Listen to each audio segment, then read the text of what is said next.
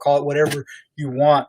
But really, it's the week leading up to Jesus's death, burial, resurrection. Right, we're leading up to Easter, and man, today, right, is historic, called Good Friday by many people. It's a day that a lot of stuff happens. Right, so last night Jesus eats a meal with his disciples, with his friends, and he celebrates. And in doing so, they participate in something that the nation of Israel had been participating in for a while, ever since God had delivered them out of Egypt. But as they leave, right, and Jesus, right, sets a covenant. He sets a standard for the way that would be coming. He gives some insight to what is happening. And then he leaves the meal, and the disciples go with him, and he goes out the Garden of Gethsemane. And right during that day, right, he ends up praying in the garden. We're told that he is in such despair that he bleeds blood.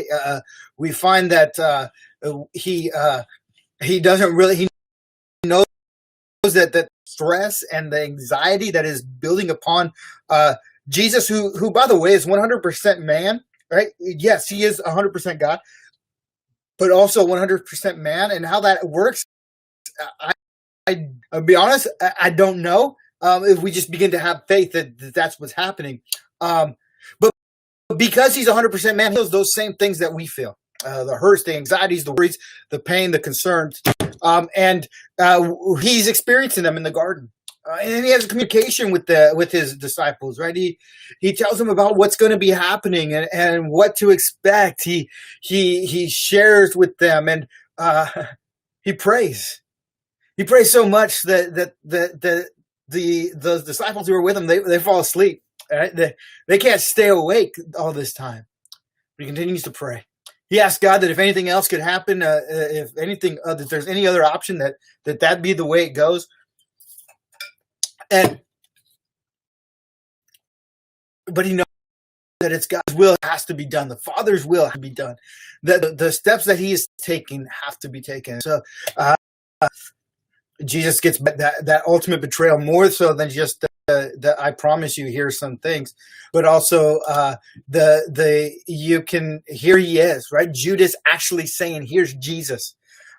We have Jesus being arrested and taken, and he's so to Caiaphas, to Annas, right? There's all these people that Jesus is taken to, and all of them, it seems, are trying to find some way to get out of condemning or putting to death Jesus, but it's going to happen, isn't it? Jesus has already said, I'm going to my death. I'm marching to there. This is what's going to happen. And it seems like no matter how much people don't want it to happen, it does. You know, at the end of the day, the events for the day, we find Jesus being buried into a tomb. A member of the Sanhedrin, Joseph of Arimathea, gives up his tomb for Jesus, and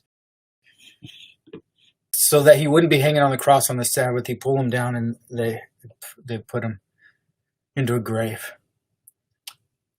And there's so much that happens. There's a beating. There's a march of him carrying his own cross. There's this coming of the King, the Passover. In fact, at the moment that Jesus dies, the temple curtain rips in half. It's almost as if it's a signal saying, I don't know, God is opening up the Holy of Holies. And I don't know if at that moment, if anybody thought this is a good thing. His disciples just witnessed their teacher leaving them by way of death.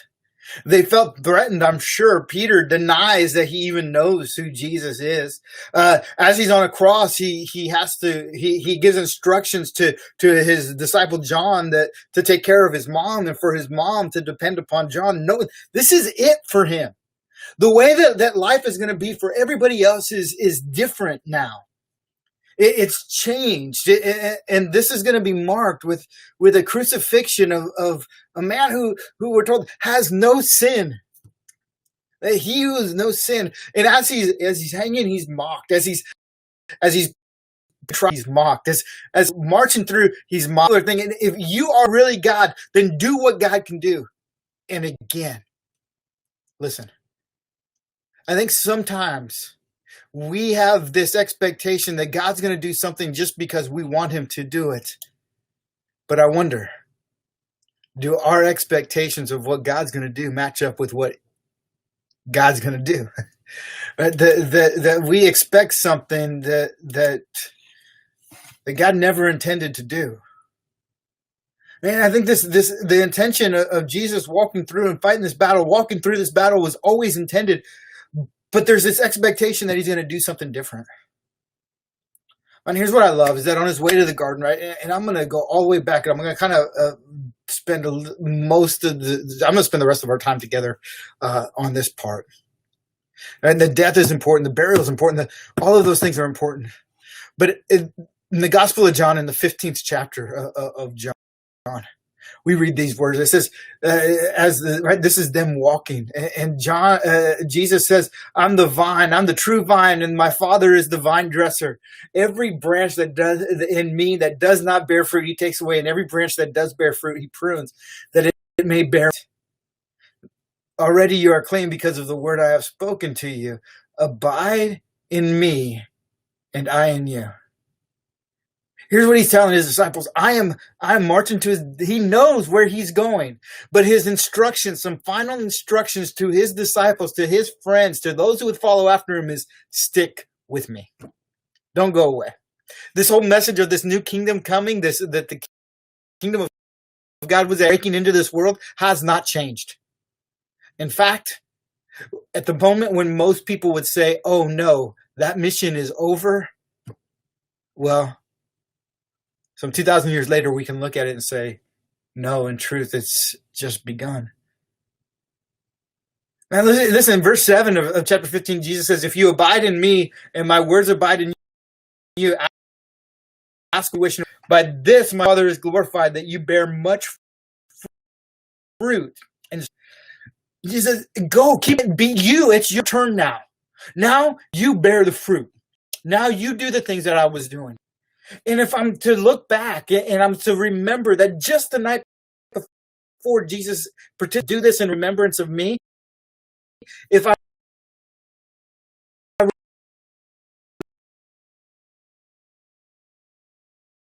that was his goal, his sole purpose, to initiate this inbreaking kingdom into a broken, fallen world, so that those who are in the kingdom can shine a light to those who are outside of it. That those who are broken would see that light and know where to run to. And Jesus, as he's going to his cross, looks at his disciples and says, "You now are the branches of this tree. If you abide in me, you, as Father's loved me, he's going to love you. So abide in me." Verse 12, he says, "This is my commandment, that you love one another as I've loved you." And then verse 19, he says, "Greater love has no one than this, that someone lay down his life for his friends." Jesus knew what he was doing all along.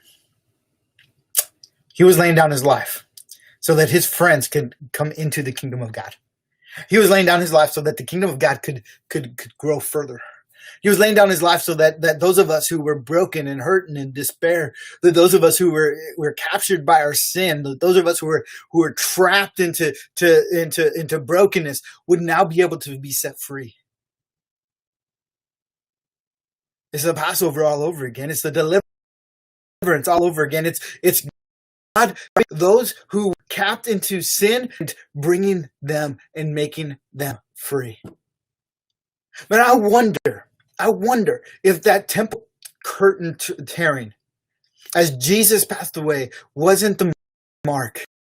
God's ready to move his people. No longer in one city, no longer in one nation, no longer in one place, but to move along. That would be displayed by the people here. Why? because that death was marking the destruction of sin. Penalty of death for eating of a tree, for whatever that brokenness that you and I deal with, that sin thing that you and I deal with. And for each of us, it's different, right? For each of us, we have our own battle that we're fighting. Listen, each of us have our own battle that we're fighting. Each of us take time on that cross. Each of us take time in that being mocked. But God says, I'm taking all of that for you. All of that for you. And if you'll come follow me, I will let you bear fruit. And the temple rips open, the curtain rips open. And I'm wondering if God's not saying it's time to move. It's time to move. Man, I get it, right? Today, historically, is a day where the church just kind of goes into a somber mood. Because it's a day that we remember that Jesus died. And that is a somber moment. But let's remember that as Jesus marched to his death, he says, greater love, there is no that a man would lay down his life for his friends. And you're my friends. I'm giving everything for you. I'm wondering, what would we trade if we knew that our friends' brokenness could be fixed? What would we trade if we knew our kids' brokenness could be settled? What would we trade if we knew that whatever shackles we're holding on to our family members could be cut free if we just simply did this? What would we trade? Would we trade our life? Would we trade our time? Would we trade our money? What would we trade? What's it worth to us to see others come out of that brokenness? For Jesus, he said, it's time for you to come home. It's time for you to be set free. It's time for your chains to be broken. And so he marched as he got ridiculed, as he got mocked, as they put a crown of thorns on his head. They put a set of Jews over his head, as they put nails through his feet, as they hung him, as a known criminal over him to be free. Jesus went. And even though he could have called down armies of angels, he went. And man, I hope that as we remember Jesus coming and initiating his kingdom and going to the cross for us, that we remember that he says, I call you friends. He gave up his life for us so that we can be free. And in the midst, right? So I just want one thing to finish with. How do I apply this to my life in the middle of quarantine time, of stay home time, of stay healthy time, right? I think it's this. Maybe it's a moment for me to reflect on the life that God has given to me and be thankful for the things that I have so that I can share them with others. It's a time for me to ask, what would I trade so that somebody else can come to know who God is? Am I going to follow in Jesus and trade everything? Am I going to follow in the footsteps of a woman who breaks open an alabaster jar? Am I going to follow in the footsteps of somebody like Judas who says, I'll rather take the money that keeps me secure?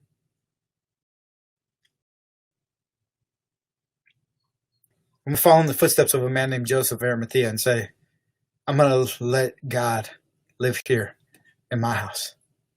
And I hope that's what we do. We decide for Jesus. And because of that, we're going to bear much fruit. How does that look? That looks like you and I loving each other, loving our neighbors, loving our family, loving our friends, loving our church. For us at Whole Christian Church, we can do that in a very real way. Maybe today, the way that we love each other is to send that high five, right? To contact some of those people, right? Maybe you haven't called anybody yet this week. Today, you got to call 5. Maybe you've called 4. Today's the day you call that 5th one. Yeah, if you don't got the number, give me a call, shoot me a message. But let's remember that God gave up everything for us. Are we willing to give up? Let's get to know who he is as well. All right, hey, I love you guys. I'm looking forward to chatting with you tomorrow, but also on Sunday, and so excited to celebrate Easter with you guys. We're going to do that at 10 o'clock live. And then we're going to have our family event. Videos will start popping up on Facebook and YouTube at 1. You guys can jump on there anytime after that, though, and take that video, watch it with your family, your friends. Things you'll need: some Peeps or marshmallows, some toothpicks, socks, laundry basket, and a microwave. 5 things and a good attitude, and have fun, right? And we're going to see you all then. All right. God bless. I love you guys. I will talk to you soon.